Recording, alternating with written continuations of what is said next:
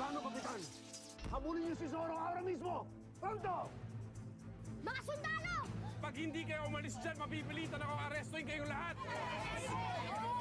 Pakiramdam akong magagamit natin siya balang araw. Sa ngayon, pagbigyan muna natin ng kagustuhan ng mga tao. Mata ng mga tao. Sa siyang bayani. Kasi si Zoro, sundalo! Tumiro kayong lahat!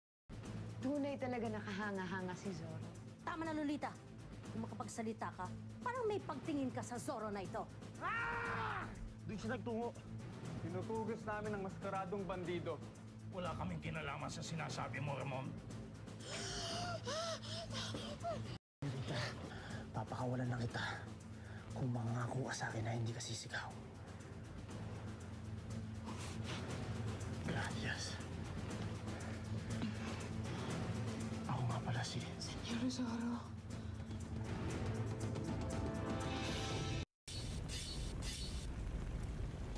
Kilala mo ako. Eh, hindi ba nakakakilala sa taong nagligtas kay Padre Felipe? At narinig ko lang nagkukwentuhan yung mga katulong namin. Kung ganun, naniniwala ka na hindi ako isang bandido. Huwag mong gawin ito. Kung may balak kang mapangasawa ang aking anak at maging bahagi ng aking pamilya, pakiusap, huwag mong gawin ito. Don Carlos, pero maprotektahan ko lamang kayo. Hindi ako ang kalaban dito, kundi ang maskaradong bandito na si Zoro. Mga Guardia Civil? Ikaw ang bakay ng mga Guardia Civil? Oo. Hinahabol ako ng komandante at ng kanyang mga tauhan. Kailangan ko ng tumakas. Mali ang tahanang napili mo. Mainit ang mata sa amin ng gobyerno. Talagang hanapin ka dito. Kapitan, nalibot niyo ba lahat ng kwarto? Wala akong nakita. Natutulog na si Lolita! Huwag ka mag-alala. Hindi ko kayo tatamay. Tapos na ako, senyorita. Sandali lang. Napapalibutan na nilang buong bahay. Mapapahamak ka. Sargento?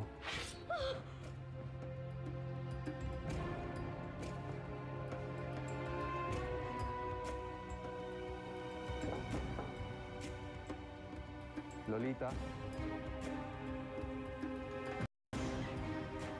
Magtago ka na.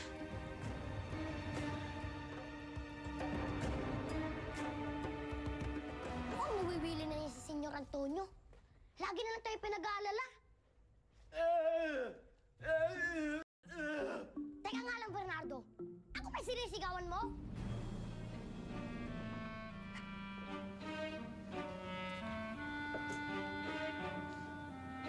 Senyor Ramon, hindi ba sinabi sa'yo ng mga magulang mo na ang kalapastanganan ang pumunta sa silid ng isang binibini?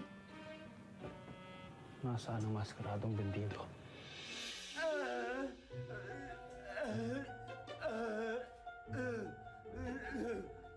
Oh, ayan! Ano naman palang sabihin na mahina, mahinahon, at maayos? Hindi ko alam ang sinasabi mo. Nasa tahanan ka ng mga pulido. Bakit mo siya hahanapin dito? Lolita, hindi makabubay sa pamilya mo ang pagtulong kay Zoro. Kaya kung ako sa'yo, turo mo na siya sa akin. Wala dito ang taong hinahanap mo. Mukhang tama ka nga, Bernardo. Mukhang inaabulin naman si Senyor Antonio ng mga sundalo. Huwag mo nga pagbawalan magpuyat. Kung gusto mo matulog, edi matulog ka. Hindi ako matutulog hanggat hindi ko alam na ligtas si Senyor Antonio.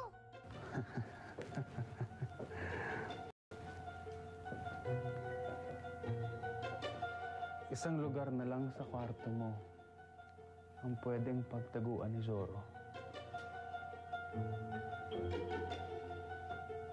Kung sinabi ko ba na walang tao sa ilalim ng kama ko, magtitiwala ka sa akin? Sargento! Kapitan. Senyorita.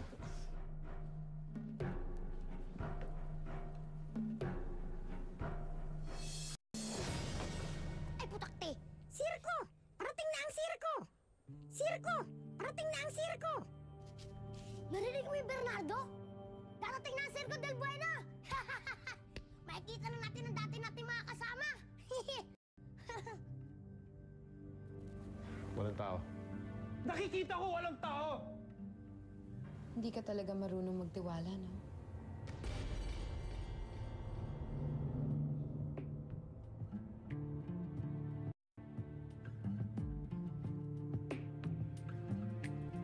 Mama? Papa?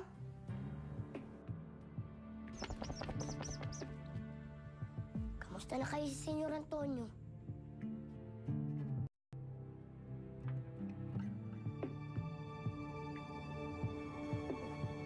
Mukhang tinakasan na naman tayo.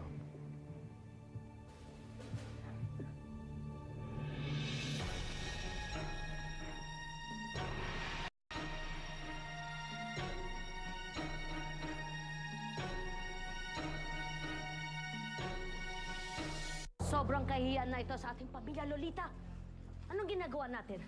Nagbibilad sa araw at namamalengke sa merkado. Mio! Kasalanan natin ito ng gobyerno.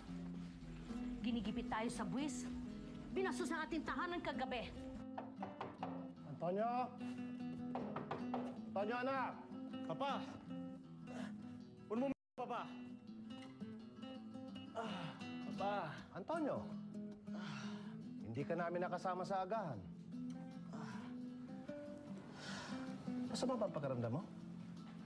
Hindi po, Papa. Sa katunayan nga eh. Sarap ng pakiramdam ko ngayon. Pinipwersa ako gumawa ng mga trabaho ng mga dukha. Ano? Hindi ba niya iniisip na ako isang Donya? Mama, dahan-dahan lang. Sa pananalita mong yan, parang nahahawa ka na yata sa amin ni Papa. Iha, tinan mo yung paligid.